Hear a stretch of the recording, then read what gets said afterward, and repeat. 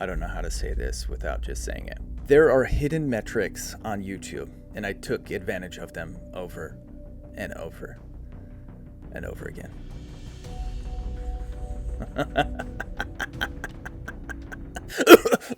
Let me start at the beginning. For the last few years, the old guard YouTube gurus have been touting the same things over and over again. Click-through rate, watch time, thumbnails, average view percentage, SEO. But here's the thing, all that might get you a channel that gets over 100,000 subscribers. But if you want to create a legacy channel that spans generations, AVD, what you need to understand and pay attention to what I'm about to lay out in this video. Thumbnails. All right, that's it.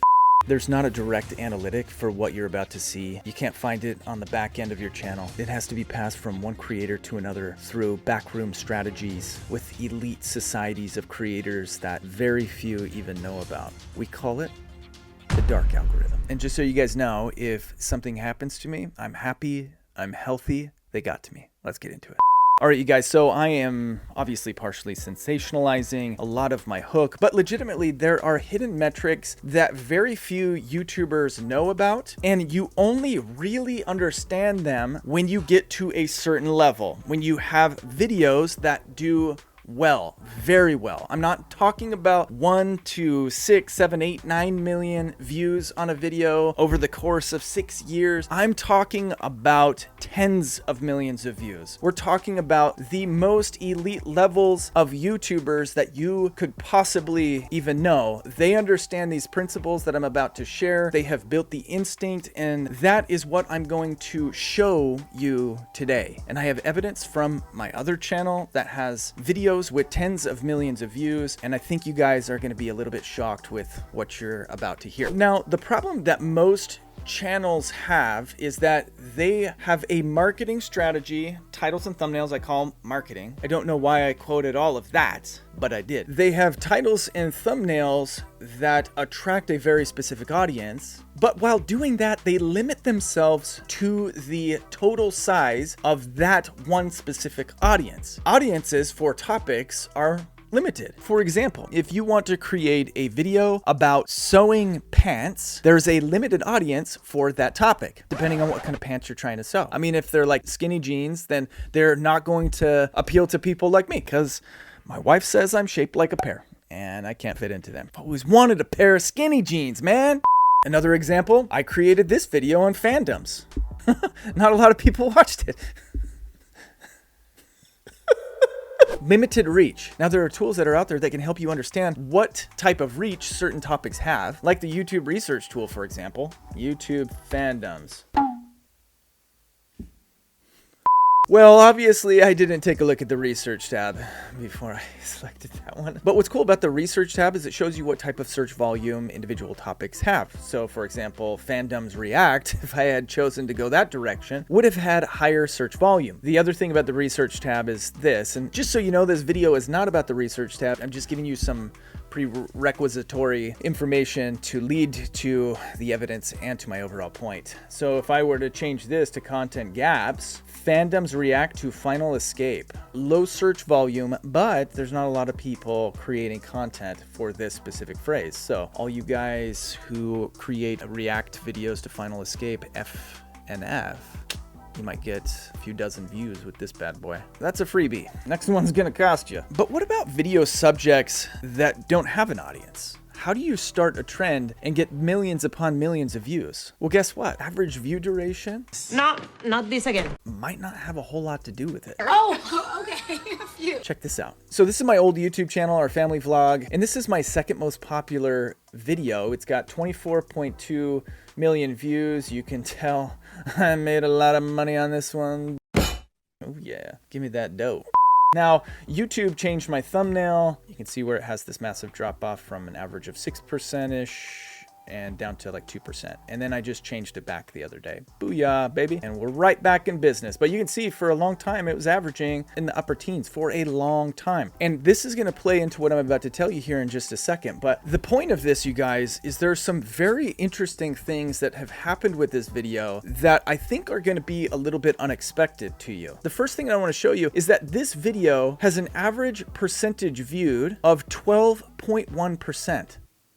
Huh? 2 minutes and 26 seconds. Now, if you guys look at what YouTube says in the what's going on memo that they sent you when videos start to do well, they specifically say longer than average view duration from regular channel viewers is a metric that they look at to determine success for specific videos. How can this video be as successful as it is with only 2 minutes and 26 seconds? The bigger question is here, does AVD mean anything if videos can go viral that have different total lengths? I don't think it does. Now I want to show you something else. This video has 43.2% of its traffic coming from suggested videos. Let's look at the suggested videos. Swimming pool water rescue drills, practice saving lives. This is also one of my videos. Mermaid in captivity. Pool skit. A boy lifeguard saves girl's life. Throwing kids off the house. Arterial bleeding. Worst tornado watch. Scary house flood. Girl born heart.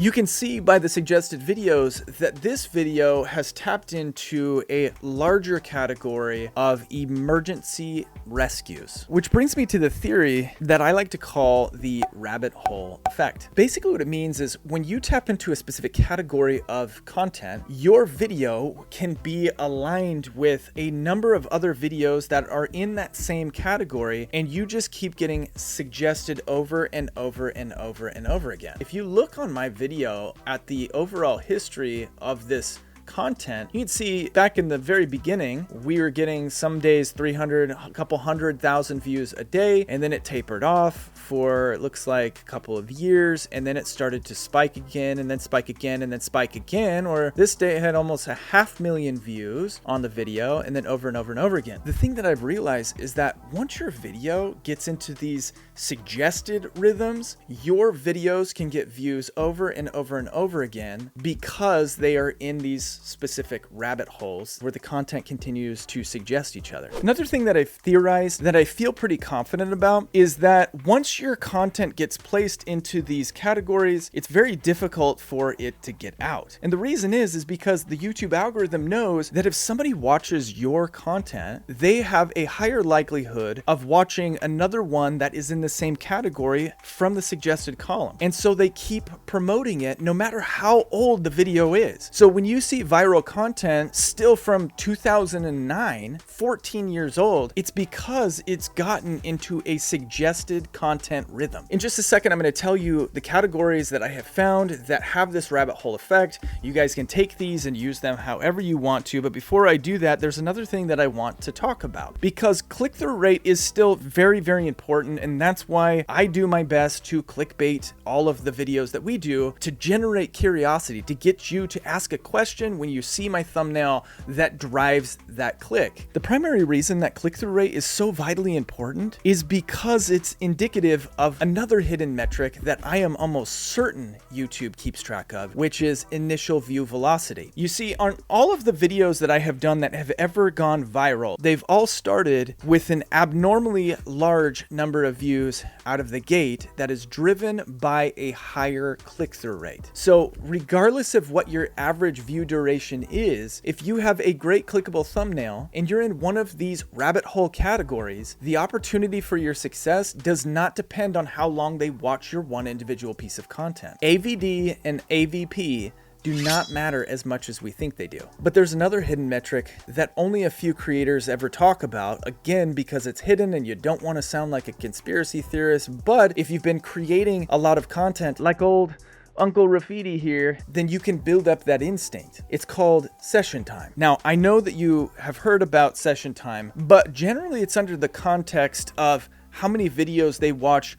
on your channel, not how many videos they watch on YouTube in its entirety. This is why the rabbit hole effect is so incredibly powerful, because if your video leads them to watch another video and another video and another video, that total session time can come back to benefit you. Okay? And so this is why getting your video ranked and suggested is super important. There is a reason, you guys, why these need to be hidden. It's because if YouTube gave out all of this information, it would be super easy to game the system. Now, there are a lot of people who understand these metrics. A lot of the faceless channels that you see pop up, a lot of those channels are taking advantage of those hidden metrics. There are other problems with faceless that if you guys want to see that video, I've got a link right up here. But basically, they can be easily taken advantage of if everybody knows of these metrics. The way to best utilize them and understand them is by building what I call the YouTube instinct. It just takes time. I've created over 1,000 videos personally, and I have